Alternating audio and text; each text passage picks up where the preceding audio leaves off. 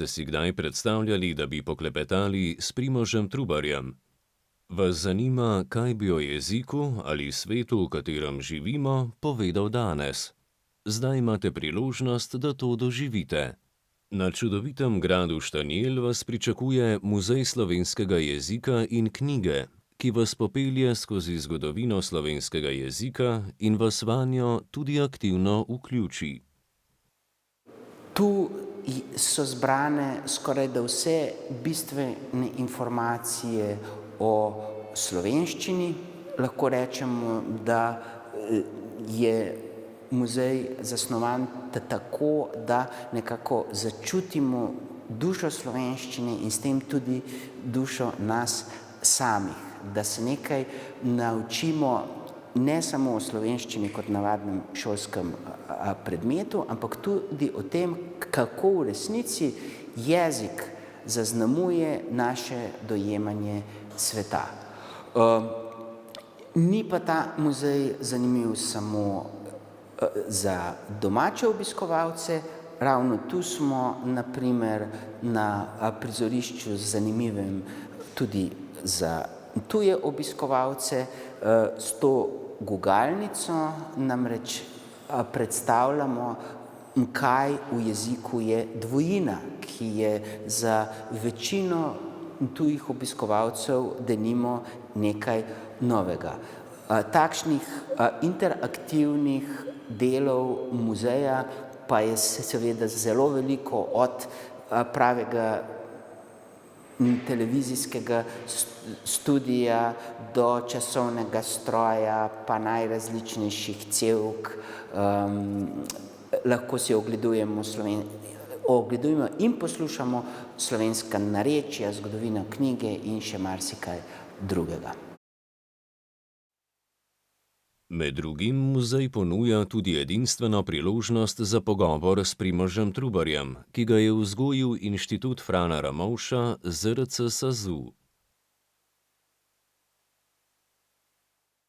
Sama vzgoja Avatarja je bila kar stresna. Najprej je znal zelo malo in se zelo motil, ampak zlagoma smo mu dali dovolj zgodovinskih, jezikovno-zgodovinskih podatkov, da zdaj, moram reči, kar zgledno odgovarja in dejansko je sposoben posnemati duha pravega Primoža Trubarja. Torej res dobimo občutek, da govorimo z utemeljiteljem slovenskega knjižnega jezika. Poleg pogovora s Trubarjem se lahko v muzeju podate še v številne druge jezikovne dogodivščine.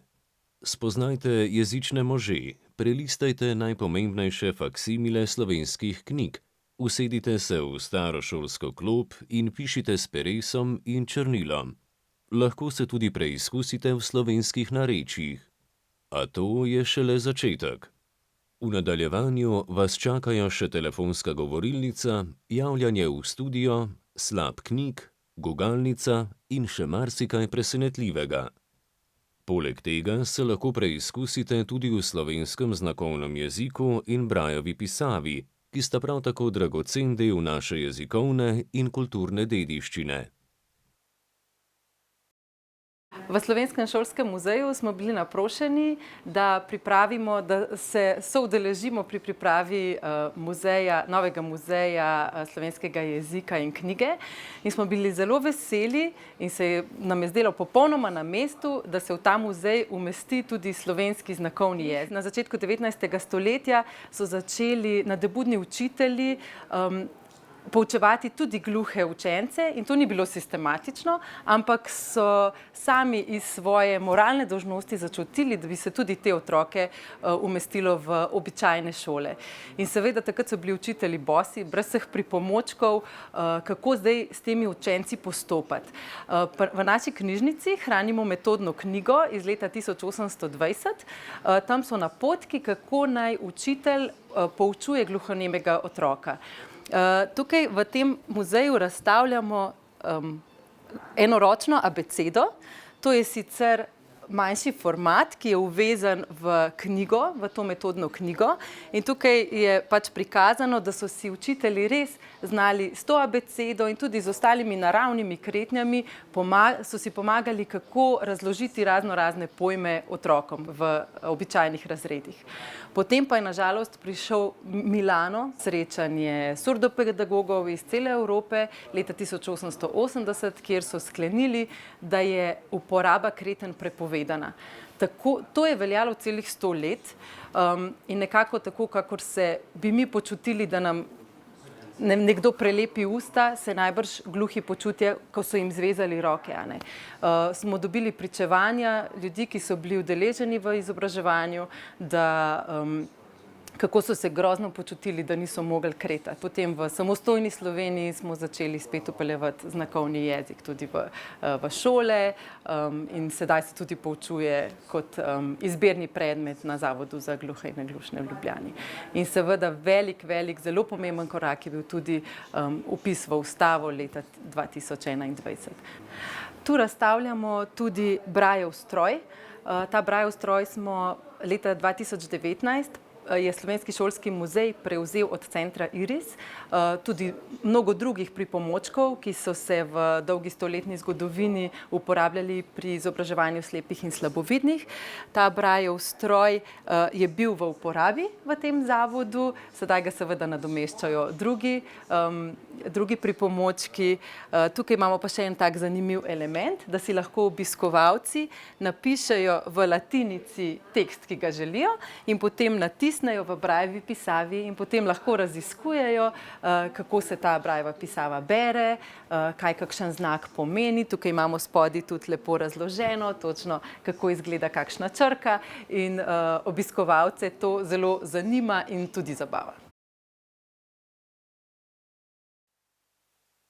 Pri projektu so sodelovale vse pomembne inštitucije na področju jezika in knjige, kot so Slovenski šolski muzej, NUK, Slovenski etnografski muzej, Narodni muzej in drugi posamezniki.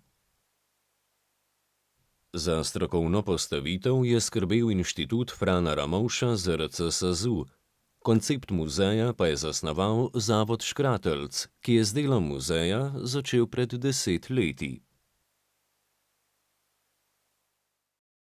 Zdaj smo zastavili na način, da dejansko pregledno prikažemo celotni razvoj slovenskega jezika. Tako da so v tem muzeju prvič na enem mestu zbrani vsi ključni mejniki razvoja jezika, od brežinskih spomenikov, supraselskega kodeksa do knjig protestantov. Seveda smo veliko pozornost namenili ravno obdobju protestantizma, kjer se je rodil knjižni jezik, in tukaj je tudi ena izmed pomembnejših prezentacij tega obdobja, tudi zelo, bom rekel, sodobna, interaktivna, s pametno uporabo sodobne tehnologije, avatar Primož Trubar, ki pooseblja oziroma vključuje ogromno znanstveno preverjenega znanja o Primožu Trubarju in na nek način omogoča, da se obiskovalec zelo doživeto pogovarja s tem velikanom slovenstva. Sledijo seveda tudi ključni mejniki na področju šolstva, kajti šolstvo je seveda imelo velik vpliv na razvoj slovenščine. Tukaj smo seveda pozorni do obdobja med obema vojnama, kjer je ravno na tem območju slovenščina bila seveda zelo zatirana, zanjo se je bilo treba zelo boriti. In to je tudi mogoče eden izmed teh simbolnih vzgibov, zakaj je Muzej slovenskega jezika in knjige umeščen ravno tu v Štanjel ob zahodno jezikovno mejo. Sledijo seveda še mejniki, ravno pred njimi se nahajamo, ključni mejniki v izdajanju slovenskih časopisov. Potem pa vstopamo v sedanjost slovenščino, v čas sedanje rabe in obiskovalca vse skozi spodbujamo k temu, da je aktiven, da slovenščino raziskuje, da se z njo tudi zabava, da odkriva tudi vseh 7 velikih narečnih jezikovnih skupin, ki so tudi zanimivo na en poseben način prezentirana in na nek način, bom rekel, se vedno znova navdušuje nad tem, kako bogato izrazna je slovenščina. Zadnji del razstave pa je pravzaprav namenjen temu, da se slovenščino umesti v kontekst drugih manjšinskih ali malih jezikov. Ta del razstave se bo tudi občasno menjal.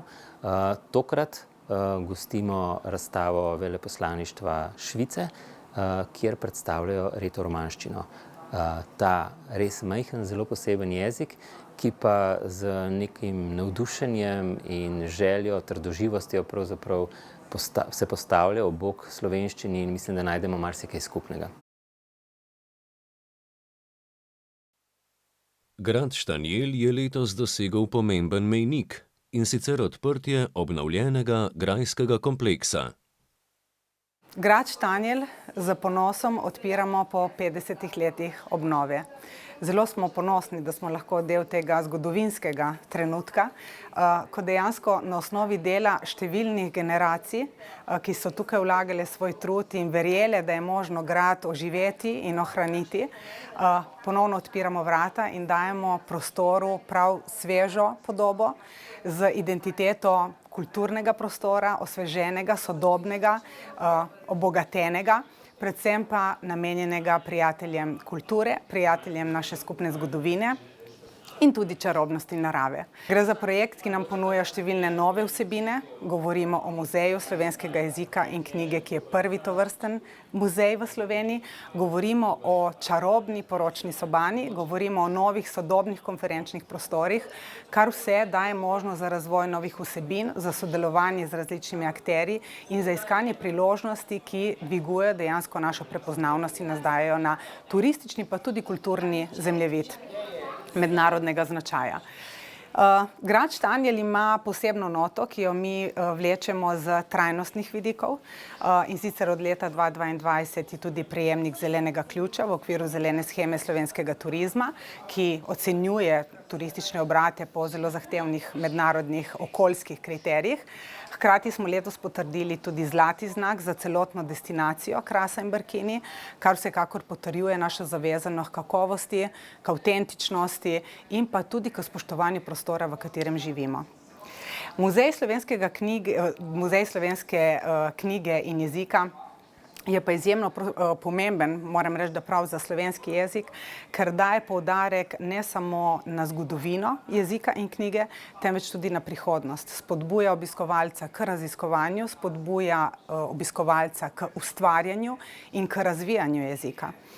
Pri čemer moram reči, da jezik ne smemo razumeti, slovenski jezik ne smemo razumeti samo kot klasični jezik, ki ga najdemo v knjigah, moramo ga razumeti tudi z vidika drugih skupin, govorimo o gluhih in gluhonemih, govorimo o slepih in slabovidnih in vse te elemente oziroma načine komuniciranja najdemo tudi v tem muzeju. V Muzeju slovenskega jezika in knjige besede niso ujete v vitrine, ampak zaživijo v zvoku, gibanju in dotiku.